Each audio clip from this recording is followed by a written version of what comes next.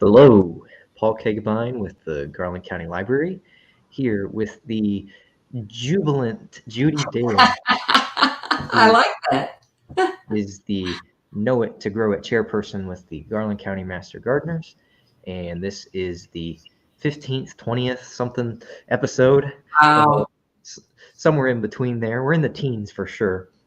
Episode of the ongoing Know It to Grow It series that we're hosting virtually. And today is a sequel. Well, what do we have today, Judy? Well, it's really cool. We actually have our second in a series, and we've never done a series before. So we've got our second in the modern homesteading in a modern world series with Jamie Wilkerson. So you want me to go into my deal? Well, yes, Ready? just about. Quick announcement here. If you are watching live, please comment your questions and comments for our guest, Jamie Wilkerson. And the first three to comment or leave a question live will be able to pick up gift bags from the library, sponsored by the Master Gardeners.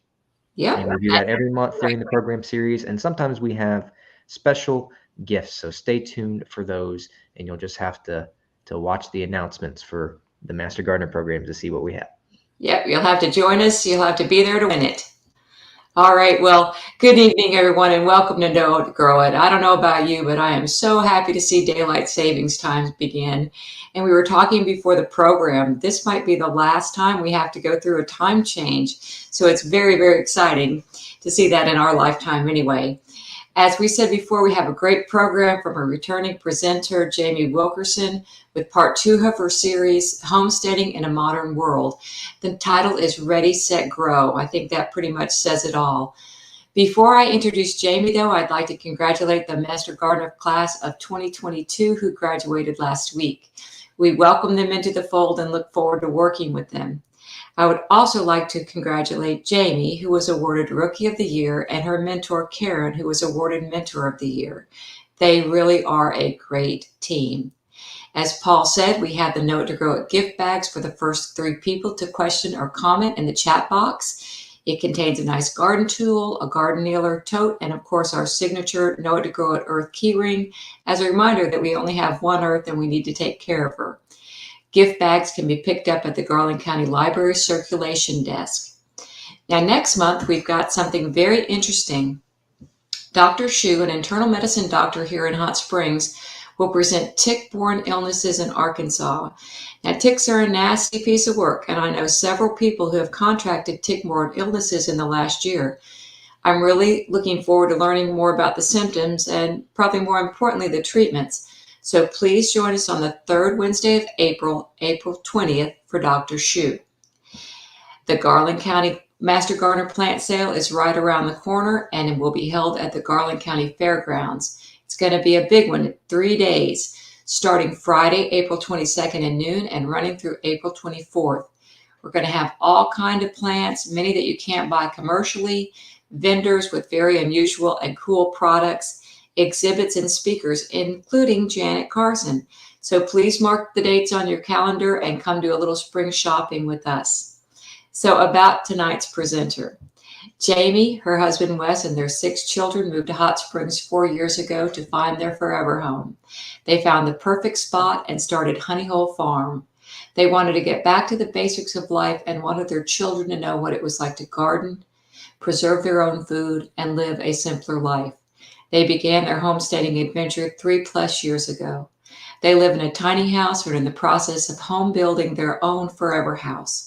In addition to gardening, Jamie enjoys cooking, preserving her crops, and spending time with her children on the farm.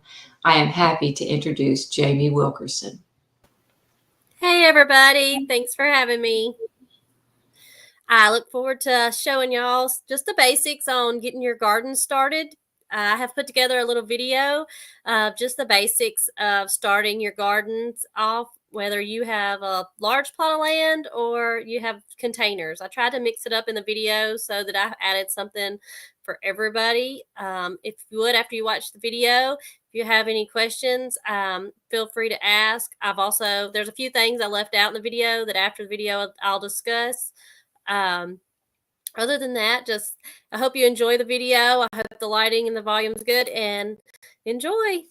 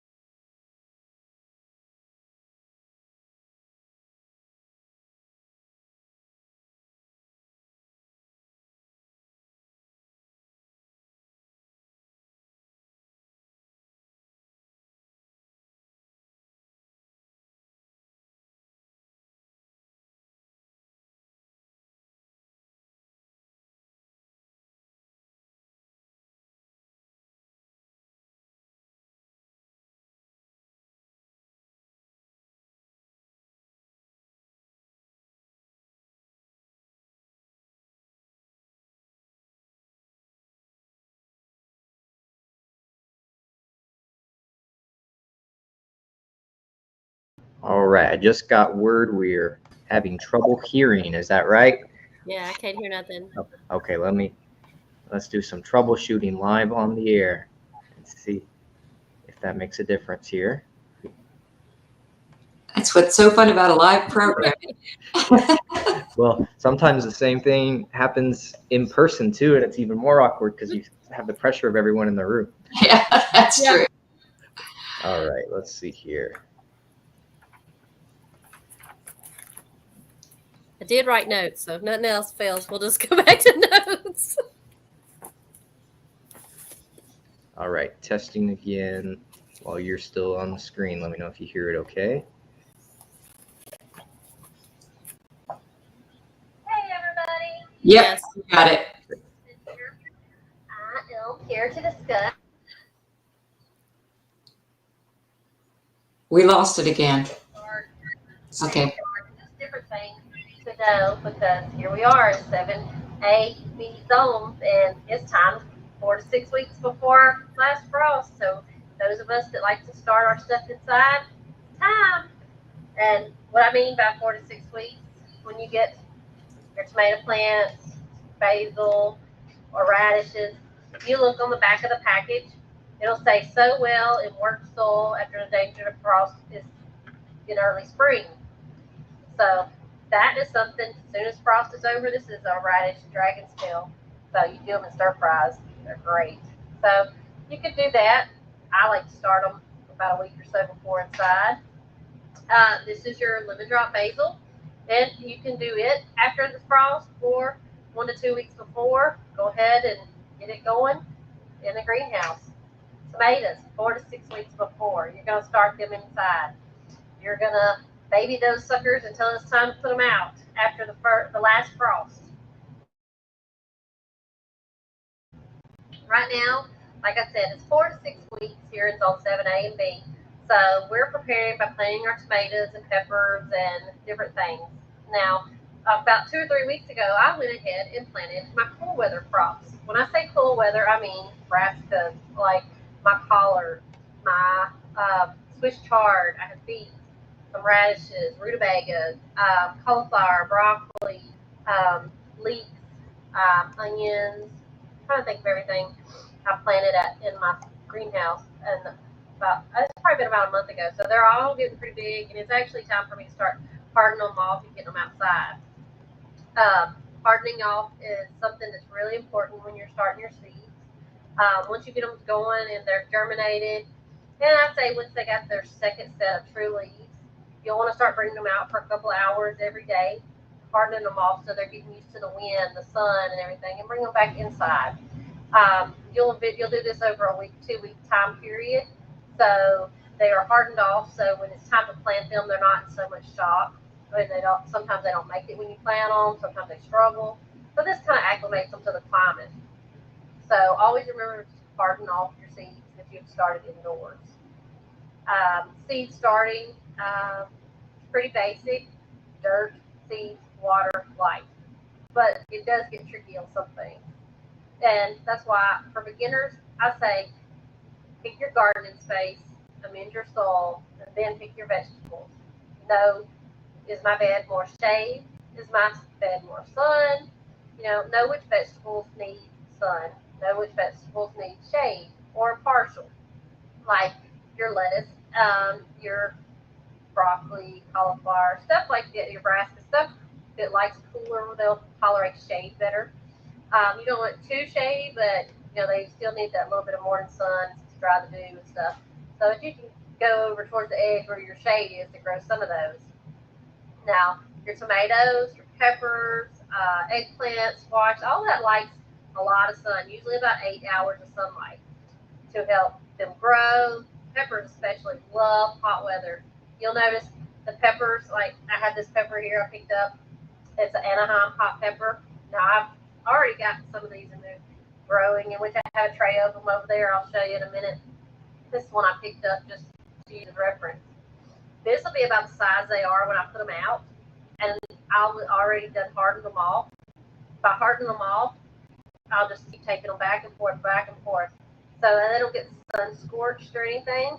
So they love hot weather. I'll plant this end of April probably is when I'll put my peppers in the ground, maybe in the middle. I'm not really going to see a pepper on my plant until the end of May, 1st of June. Even when it gets hotter up into July and August is really when they're going to go into production making their peppers. And then you're going to have so many, you're going to go, what am I going to do with them? So, peppers, hot sun. Tomatoes, hot sun. Any of your squash and everything, which the fruit of it or the vegetables, they're all going to be under the leaves. So you still want good air circulation. So I like to prune my tomatoes and my squash and stuff. That way I got airflow, so it kind of decreases the chance of mildew.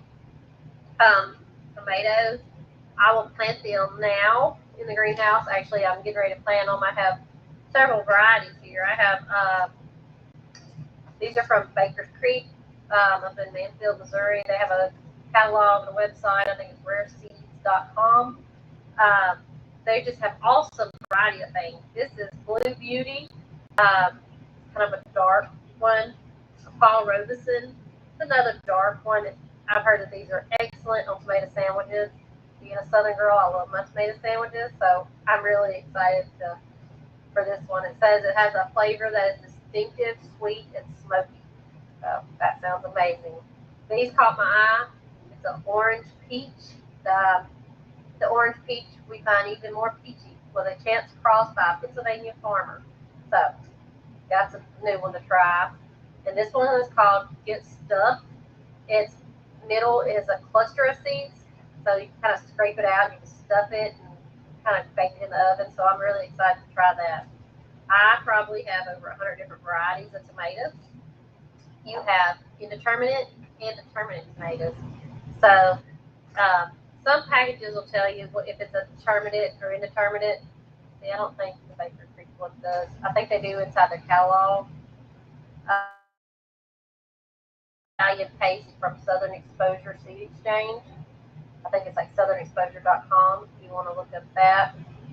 I was looking to see. It don't tell me whether it's determinate and indeterminate. So there's some, and you can look up the name and it'll tell you. So mainly the difference between indeterminate and determinate is your indeterminate tomatoes will produce until frost. Your determinate tomatoes, they only produce a certain amount of tomatoes and they're done for the year. So kind of just play around with that and see. You have cherry tomatoes, you have paste tomatoes, you have slicing tomatoes, you have, there's so many different tomatoes out there. I mean, I have some called spoon tomatoes and currant tomatoes. They're the size of my pinky. Are they good for canning? No. But the kids love to go out there and grab a handful of them and eat on them. I like when I'm out in the garden grabbing them and eating them. So I can get a handful of them, throw them in a salad. They kind of just pop with that tomato flavor. They're really good. So that's why I grow smaller tomatoes. And basically, just for fun of it, we like to snack on them. And what's better than a garden treat? Peppers. Like I said, they like it hot. So don't be expecting a bounty straight off the bat. Give them time to, you know, get out there and do their thing with their roots. They're going to set roots deep, and that's why you want to water deeply. Also, when you're just getting started, we'll discuss that in just a second, but water them and don't let them dry out in the greenhouse, even though they like it hot. Be sure to keep them moist. Let's see, tomatoes, peppers, cucumbers. One way cucumbers, they sprawl out on a vine, and if they're low on the ground, they still have problems with mildew and everything. Trellis them. Squash, cucumbers, anything that wants to grow on the vine, trellis it up. That gives airflow to minimize the mildew and any other kind of funguses. Plus, it's easy to pick, and who don't like walking underneath the arbor with vegetables hanging down? I love it. I have several cattle panel arches that I just look forward to every year with my fruits hanging down. I do beans, I do squash, cucumber. I add in some flowers because we all need flowers in our garden. I think I have a few here. Oldie but goodie, a zinnia or zinnia. Everybody loves them. Cut and come again is what this one is. It's just one I picked up, I think, at Atwood's. I have 64 different varieties of them because I love them so much. And I probably have more than that because that was last year when I counted, and I have found some more since then. They're just, my kids love them. You can pinch them when they get to about a foot tall. It makes them spread out. So, and every time you pick them, it just encourages more blooms. And it encourages pollinators in your garden. Marigolds, nasturtium. This is a black velvet. Some of them are actually climbing, so you can plant them on a trellis with your things, and that'll encourage pollination. Nasturtium is actually edible. The kind of spicy lettuce leaves kind of thing. And I like to freeze the little blooms in ice for a nice summer cocktail or something. So nasturtium, they come in a wide variety of colors. Zinnias come in wide variety. One thing you want to start right now is your vines, like your flowering vines that take a little bit to grow and then flower. I do have some, let's see, oh, here they are, right in front of my face. This is a cup and saucer vine that I started about 2 weeks ago. I like to go ahead and get them started. That way in about 4 weeks, they'll be yay tall. They'll be already starting to climb, and I don't have to wait till August before I get blooms. I like to start getting blooms in June, July. By August, my arbors will be full. These are cup and saucer vine purple. I have cup and saucer vine white also planted. So hyacinth vines is a good flower to attract pollinators. Another fun one on an arbor that would be fun for kids and even people that like to do soap is your Luffa Gourd. They are fun, but they take 120 days for maturity before you get your loofah. And I thought it was funny. Growing up, I think I thought loofah sponges in the bathtub actually came from the sea or something, but they actually come from this big gourd that you peel the skin off of. So they like to, they're really slow grower, like really slow. But once they get started, they take over. The kids love them. So I'm trying to think, your corn, if you have a small patch of corn, go ahead, you can plant that. And when you're planting stuff, well, I don't plant it now, but plant it at the end of, right after your last frost. And it'll, you want to plant it to where it's got a little space itself by blowing back and forth on the tassels and stuff. Kind of shake your corn when you walk by it. I do the same with tomatoes, kind of shake them to make that pollen fall. When you're planting your garden and you have everything out there, you have corn, you want it kind of in the back so it's not shading off anything. I'm trying to think of some different things. You got your herb garden. A lot of them are perennials. Some of them are annuals. Some of them take over, like your mints are going to take over. So watch where you're planting them. Another thing to plant your container. So I'm trying to think. Everything just about, your basic stuff that you'd want to start. Your radishes, kind of throw them on the ground, shake the ground over them. Light helps germinate them. You'll have radishes before no time. Beets, same way. Lettuce, cool spot, little kiddie pool. You have a whole lettuce tub. Love it. Let's go over here and just start. Let me show you how I like to start things inside the greenhouse. I'm not going to bring water in the living room. I want to do this video outside, but it's so windy you wouldn't be able to hear me. So I brought this container. and I mixed up some potting mix. This is Pro Mix, and there's different ones for seed starting. That's what you want to use when you're potting up. I also like to mix in some coconut quark. It just helps retain water. That way they're not drying out as fast. I just mix them up, pour some water on it, and get them like a wet brownie mixture. It's kind of crumbly and kind of doughy and everything. I just mix it up, and then I take these little trays, and even like your little 6-packs that you from plants from last year. You can use those, clean them up real good. I like to clean them and sterilize them.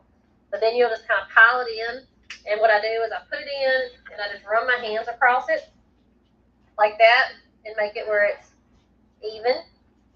Stick it down here, or better yet, this is the tray I like to do. I set them in. It's just a solid tray, don't have no holes. I will set it in there. Always tag your stuff. I have all these little tags I got these off Amazon. They're just little plastic tags, and I use a garden pen. I think garden markers, what they're called. It's an oil pen that's fade resistant, water resistant. So let's see what we're gonna. There we go. I'm gonna start my lime basil. There it goes. Lime basil. This says 8 to 12 weeks before last frost, so I'm actually kind of behind, but don't let that discourage you. Go ahead and plant it. Takes 7 to 14 days to germinate. Germinate means, the little seedlings pop up. I check them every day. Okay, is anything growing? That's me. I'm a plant mom. 60 to 70 days plant maturity. Plant maturity means when they're going to start producing their vegetables. And this basil's case, when it's going to be able to harvest the leaves and stuff. It says 60 to 70 days. So midsummer, I'll be able to walk through there and grab some lime basil to make and throw in salads or drinks and have a nice refreshing lime basil lemonade or anything like that. So usually planting, it tells you your seed depth on there. So what I like to do, this is a 1/4 of an inch. This is a Sharpie. You can measure out on something, that way 1/4, half, 1 inch, that way You'll take and you'll just poke holes, 1/4 of an inch in the center of each little cell. Not deep, it's at 1/4 of an inch, so I don't want much. And these little seeds, y'all, are like teeny tiny little black seeds. So, they're tiny. And you got a ton of them, so don't worry about it. I like to put 2 per tray, not tray, but cell. I probably got 2 or 3 in each pan now. Then I just take the end and just kind of push it back over. Anyway, sometimes I'll sprinkle vermiculite on top of there. That way, if it's really fine, I don't want it washing away or blowing away. Because some things need light to germinate, so you just kind of sprinkle them all and press them in. That's when I'll put the vermiculite on there. Let's see, I'm going to use my pen and write our lime basil.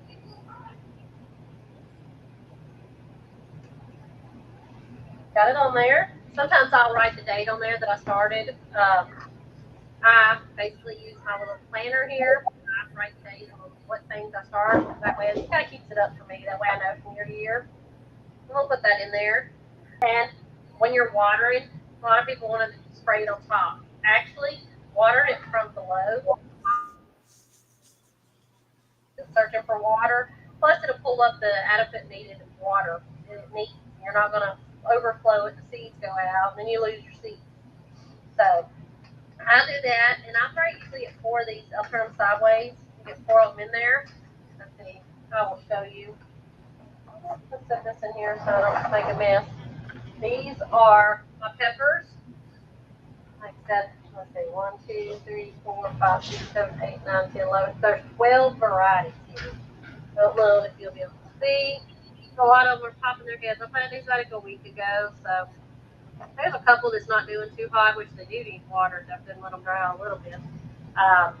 But in the greenhouse, I have them on heat mats. You can order these at Garden Supplies, Amazon. What you do is when you're germinating your seeds, there's a lot of things that like to germinate at a warmer temperature. Your tomatoes, peppers, a lot of things germinate around 70 to 80 degrees soil temperature. So that kind of, you can get different thermostats and stuff on different, you can get fancy on the heating mask. That one just basically plugs up and keeps it around 80 degrees. And I do have a good turnout with that.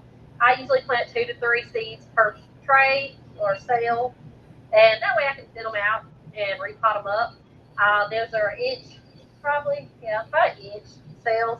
I will then pot them up to 2 inches, and even before, like I said, when it's time to go out in the garden, I'll have a pepper in these little cups. I keep all my little cups in here that I get my stuff. You can also order them online. So I always have extras, and I like to sell or give away to friends.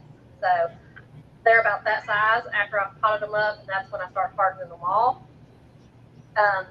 Also, I want to show you container gardening. These, I'm not bringing the whole thing in. This is the top part. So this is your green stalk planters. There are 7 of these tiers in it, so it's pretty good tall. It's probably 4.5, 5 foot tall together. There's 6 little cubby holes inside here.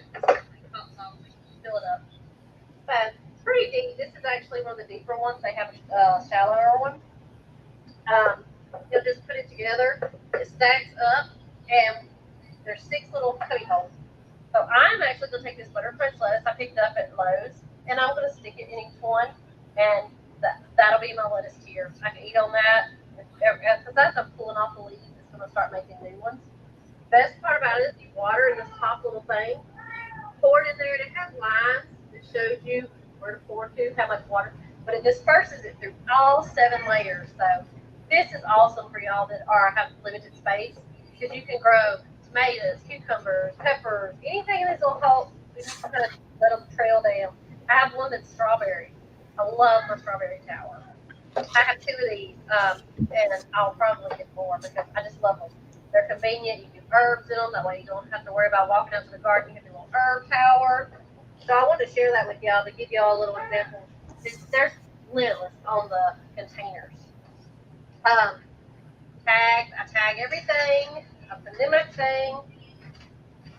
Let's see. We talked about our shade plant stuff that likes to fade. Our germination and maturity. Your germination rate is going to depend on the soil temperature. So pay attention. A lot of times it's on the back. Sometimes it's not. I don't think. This radishes don't really say. It's full sun, so I'm going to plant this one in full sun. This is a shooting star eggplant. Eggplants, you do like warmer weather. They're from the flea beetle, so watch that. They can be contrary, but I love eggplant. They even have some little fairy-sized ones. They don't get quite as big as the others. They would work great in containers. There's micro tomatoes. There's micro peppers. There's tons of different things for container gardening. Trying to see what else we need to discuss. Seeds, don't be overwhelmed with seeds. Seeds, I keep these in these little containers. This is from, I think, Michael. It's like a little photo storage thing. And I just break it up into different sections. Like, this is my onions. I love them. You go to the store, you're going to see, oh my gosh, there's so many different ones. If you're just beginning, read over them and see. Okay, well, I think this one will fit because I have more sun or I have more shade. Just get 1 or 2 varieties to start out with. Now, I mean, I have lots. I'm a seed order. I probably have 5 of these containers. But I do flowers, vegetables, everything. Don't use all the seeds. They last, even if it says on here expired. They're good for 3, 4, or 5 years if you're storing them correctly. Cool, dry place. I've known people for 10 years starting grandma's seeds they found on the cabinet somewhere in an envelope. So also at the end of the, save your own seeds, dry them and put them in envelopes. This is a starry night hibiscus. I could have dried it and pulled out the individual seeds and done it. I think I was in a rush, but I just put it in a reseal. I let it dry, put it in a resealable envelope, and it's the whole pot. So it is dried, and there's probably 30 or 40 seeds per pod. And I got 3 pods in there, way more than what I need. Share with your neighbors. Share with other gardeners. We have a Garland County plant sale coming up April 21st through 23rd, I believe, at the Garland County Fairgrounds. Come and see what kind of plants we have. You might get find something that you haven't grown or something you saw about that's already there. Libraries have seed banks in them so that you can go and get seeds out the start. So we think of different ways. There's tons. We got the gardeners. There's love there. We all like. I know most gardeners are like me. We're like I said, I probably got 200 seedlings of pepper started. I'm not planting them all. I do like to plant. I do like to share with my friends and sell at farmers market. But don't be afraid. Let it be something of joy for you. Also, I wanted to share. I put these on the table so I wouldn't forget. It's a little bit late, but you can go ahead and start your potatoes. They sell seed potatoes at the farmers market, not farmers market, but your feed store, Atwood, Tractor Supply. They got little eyes on them. Plant them down with the eye up. Cover them with good rich compost.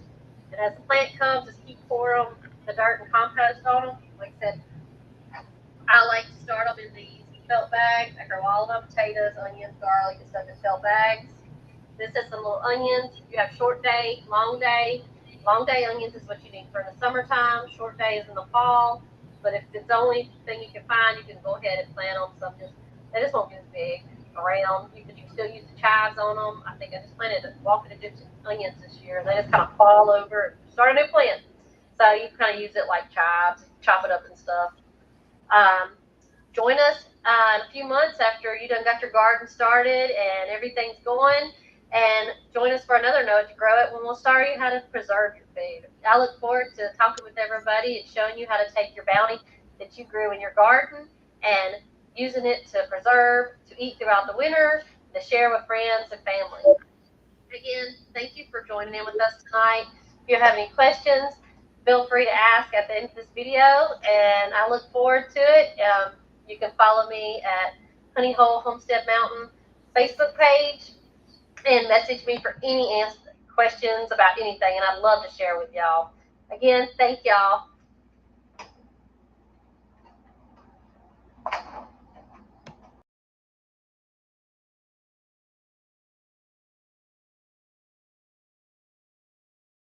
Hope everybody enjoyed that. There was a few things that I didn't mention. Like I said, I had ran through that video a few times and done a couple shots. The felt bags, I want to they come in different sizes for anybody that want to do that as container garden. You can get them off Amazon. They're really cheap, and I actually have some that's probably lasted 3 years. So they hold up really well. I do have a pattern where I have started making my own out of landscape fabric. I also wanted to talk about when your seedlings are inside and you have them in the trays, like my little peppers were in a tray. I have them on the heating mat on a shelf, and I have grow lights that I purchased off Amazon. And when you're first germinating them, say this is your seeds, your light needs to be really close to them, and you move the light up as your seeds grow, because if you don't, they'll get leggy and fall over. I also recommend having a fan somewhere, not directly on them, but enough that it creates a breeze, and they kind of move back and forth, and you run your hand over them. That builds sturdy stems. That way, when you plant them out, they won't be in such shock when the wind's blowing and everything. So always remember that. Just you can move that light up as they grow. Like I said, when they're ready to start hardening off, of course, you'll be taking them outside for their light. Let's see what else I wanted to discuss. The different container types. I mean, not of course, we all might not have access to the felt bags or the green tower, or the green. It's called Greenstock. I think it's at greenstock.com. Anything that you can get that you can drill a hole into and give adequate drainage, you can use as a container outside. I have old galvanized tubs that I use. I have ice cream buckets that I have used for things. Swimming pools. I am the world's worst. My husband hates it. I buy the kiddie pools, drill holes in them, fill them with my soil, lettuce, beets, radish, rutabagas, onions. Anything that does not have a deep root system will grow fine in your kiddie pools. I mean, the smaller kiddie pools, the little $5 ones, they're 6-7 inches deep. You can even get the big ones. They're a little bit deeper. You can grow a little bit more things. I wouldn't really recommend growing your tomatoes and peppers. You might could get away with peppers, but I wouldn't do tomatoes because they do have like deep root systems. I would go with a 5-gallon bucket you can get from Lowe's, and I think it's on Pinterest. I've seen people where they build like stair steps and they use the 5-gallon buckets to have their tomatoes in. So that's a really good way. And also, I don't do it, but I know a lot of people do hydroponics, and they grow their vegetables in water. So that's kind of cool. It's something I've looked into. Once I get my bigger greenhouse going, I do want to just try it out. I don't know if it's something that I'll always do, but I like to try out different things. That way I can offer it to people when they're saying they're having problems one way. Well, let's see if this solution will work another way. We have our soils. When you're doing your potting mix, make sure there is a seed starting and a potting mix. Don't get the potting mix that has a lot of stems and big hard chunks in it. That will compromise your seed germination because they're trying to pop up through the soil, and those big chunks and stuff will get in the way. So you'll have a poor germination rate. So sometimes people like to sift it out and make sure they get all the chunks out.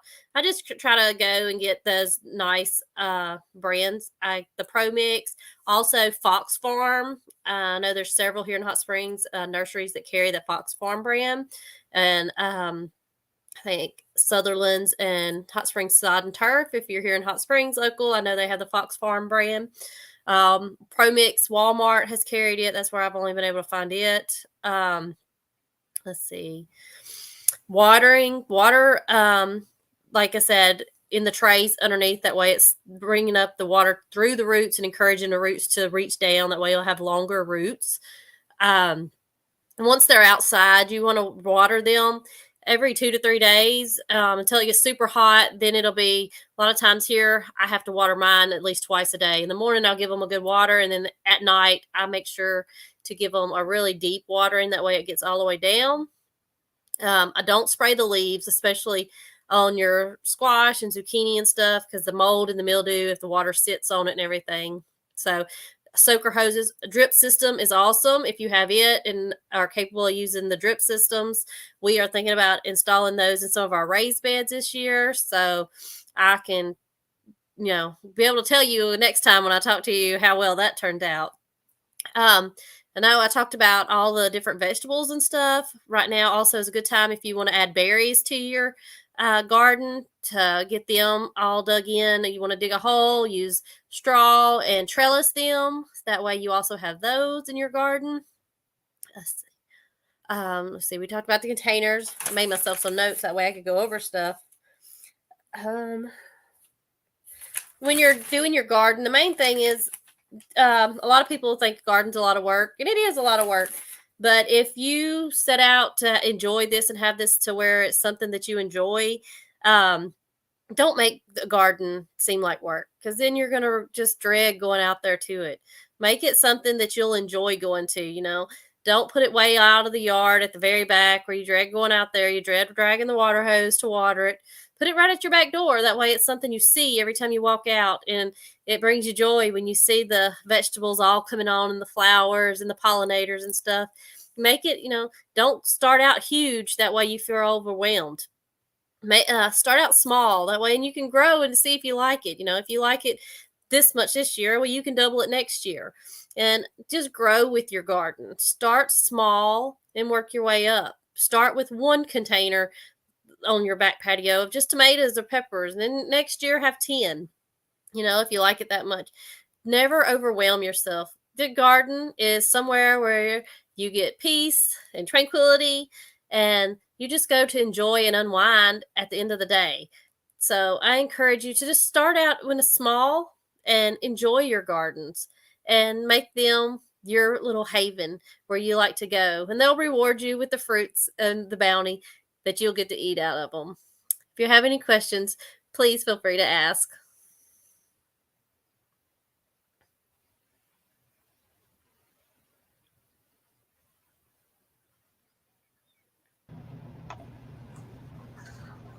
That was great, Jamie. I really enjoyed the fact that you're saying enjoy your garden, because sometimes it is overwhelming if you start too large. Yep. And I also do that thing with the seeds. When they come up, I talk to them and I do. I do all the time. It's like I my kids. know. I'm gonna go check We're on them. weird. It's okay. Do we have any questions, Paul? We do. We have a few audience questions and from a couple of different people, and we're waiting on one more winner to ask a question. So someone other than Claudia and Ellen ask a question, and you're going to win a gift bag you can pick up at the library. But let's handle their questions first. First, we have a comment from Claudia who says, I would love to have a gift bag because I'm starting to learn how to garden. Do you two have any advice for Claudia for beginner gardening? Well, like I said, start small. There's a lot of research done for you. That way, all you got to do is read on it. Contact your local extension office. That way, you know what grows in your area where you're at. Find a local master gardener, and I'm sure they'll be glad to help you as well. There's also a lot of things online. I've become addicted to Joe Lampo, Growing a Greener World. And they've got a podcast and also their shows on YouTube. So, and you can see Jamie on YouTube. She takes you through her journey with her garden. So there's so many, I'm going to start raising bees, but not honeybees. I'm going to do mason bees and leafcutter bees. And like Jamie said, it's all an experiment. If it doesn't work, oh, well, so you didn't have a great tomato crop or your peppers didn't really come in, but you tried it and you enjoyed it. And next year you can try something different. So it is a fun way to live life, to see things grow and the pollinators come, like you said, and it's just very rewarding. And if you get to eat something, even better. Right. Yes. YouTube is a fantastic outlet for you. There's so many different people that are videoing their farms now and their homesteads. Their Whisper and Willow Farms is actually located, I think, in Bologna, Cabot area. Jill's really good about explaining stuff. And there's Jessica Sowards who does Roots and Refuge. And she's got a big following and she's really good about everything. So I still keep up with all those too, because I learn something new every day. It's not nothing that you just know everything about. Claudia just said, thank you for the great advice and encouragement. Go, Claudia. Yes. And Claudia had a couple other questions too. First was, what is the difference between regular basil and lemon drop basil? Your lemon's going to be a different, because it has the citrusy kind of lemony scent. There's a lime scent. There's a lime basil and a cinnamon basil, and there's so many different basils. I mean, it's kind of hard to name them all, but they have the aroma of whatever they like. The cinnamon one has that spicy aroma. The lime has the more lime smell. The lemon has your lemon.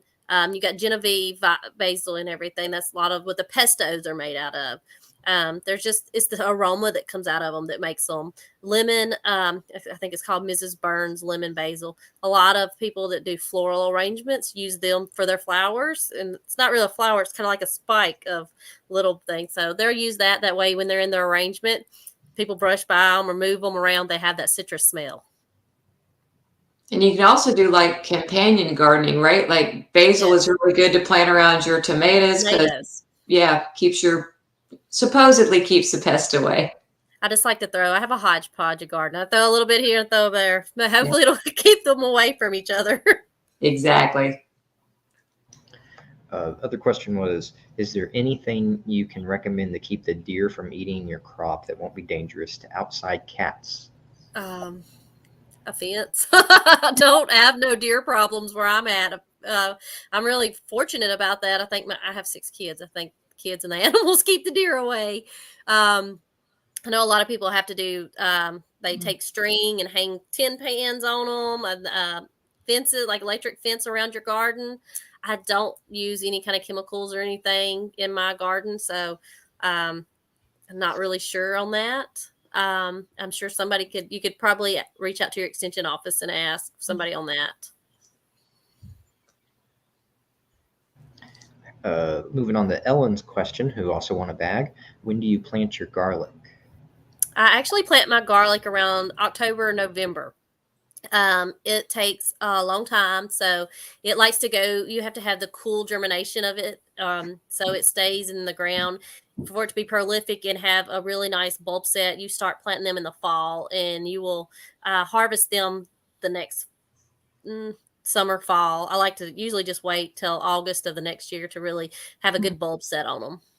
I started mine in the felt bags. I actually had some rectangular felt bags that I found, and I started a bunch of hard neck. You have hard neck and soft neck garlic, so it's just whatever one that you what you plan on doing with it. You just have to research it to see if it fits your needs. All right, one last call for comments and questions. I have a couple more so far. One's from Choylanda, who won the third gift bag.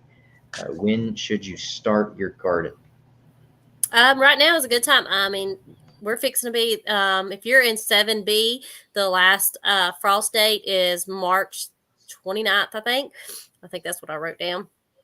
And so you want to be getting your soil ready right now. You want to amend it. And I can't encourage you enough to take a soil sample to your extension office. That way you can see what amendments you do need to add. Or, if you have too much of something else, they can tell you what to add to it to decrease it. Raised beds and everything. I'd go ahead and get everything going. Go ahead and get your seedlings started inside. That way around April 1st, you can go ahead and start planting the cool, hardy, cool stuff. I wouldn't plant all my tender stuff quite yet because, around Easter, we always have a cold snap, even though they say it's the last of the month. So you can pretty much full blown direct seed anything probably the second week in April. So right now is a good time to go on and get measured and get your garden started and decide what all you're going to grow. Question from Sheila. When is a good time to plant rosemary and lavender? I like to plant my rosemary and lavender in the spring. Rosemary is it's cool. It's a hardy perennial for here. I know mine struggled a little bit when we had the ice, but you can go ahead and get your starts of it. If you're starting from seed, they're really slow at germinating. So I would have probably started my seeds in January with the light and the heating pad. That way I'd have good sized plants to plant come April. So let's see, lavender is kind of iffy. Like some lavenders, like your Munstead, they like to be planted and left alone. It's in a sandy soil. They're kind of like the plants you just abandon kind of to the side because I've babied them and I kill them.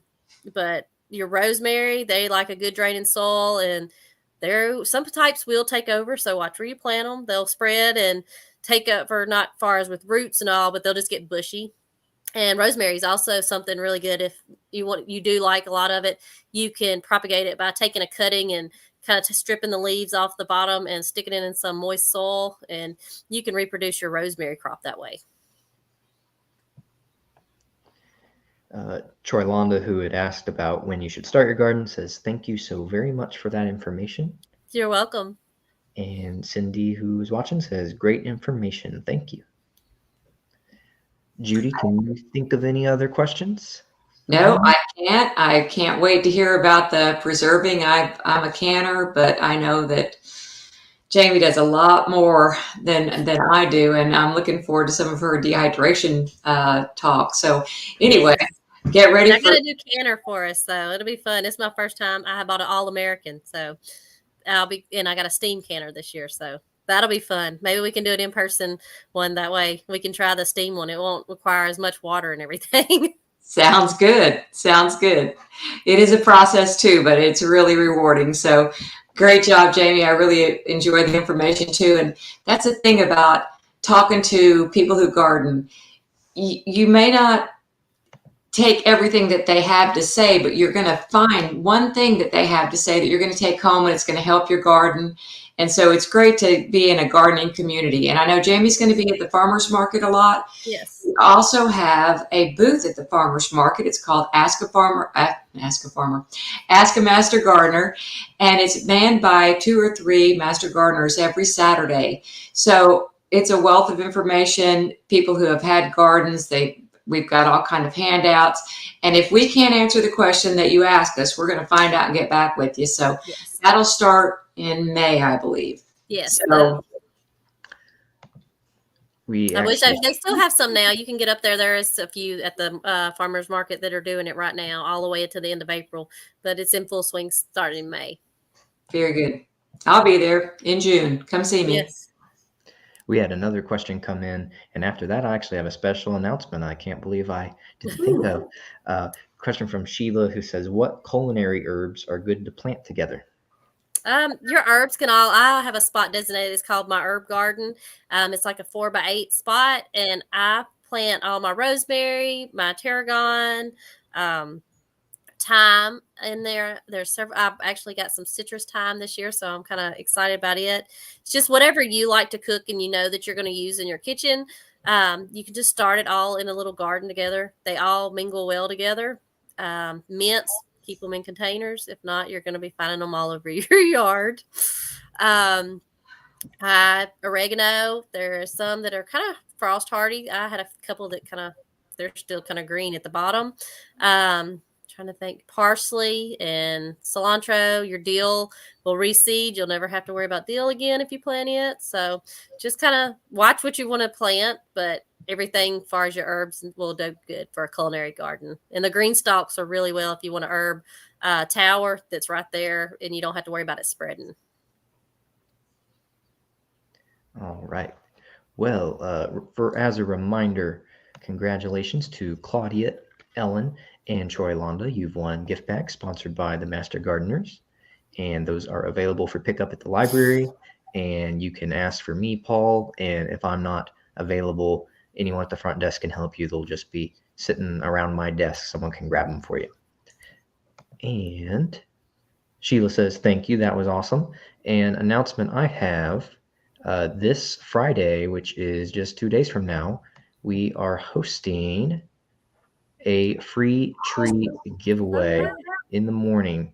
This is sponsored by the forestry department. We do at least one of these every year, and we're probably going to do 2 this year, but that is going to start Friday at 10 a.m. It says till 1 p.m., but to be honest with you, that's until trees run out. So I don't think they're going to make it till 1 p.m. They'll have Shumard oaks and bald cypress.